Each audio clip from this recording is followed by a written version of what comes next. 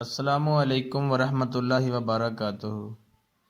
شیخ الاسلام حضرت مفتی تقی عثمانی فرماتے ہیں، ایک مرتبہ میں حضرت ڈاکٹر عبدالحی صاحب کے ساتھ سفر میں تھا۔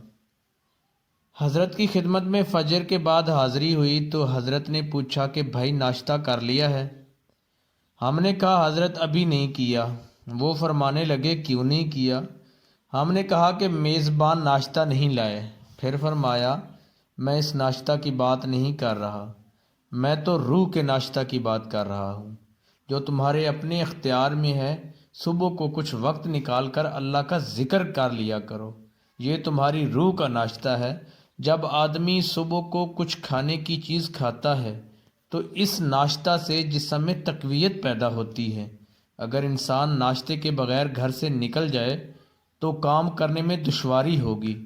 اسی طرح تم جب اللہ تبارک و تعالیٰ کی بارگاہ میں حاضر ہو کر اللہ جل جلالہ کا ذکر کر لو گے تو یہ تمہارا روحانی ناشتہ ہو جائے گا اور تمہاری روح کو تقویت حاصل ہو جائے گی۔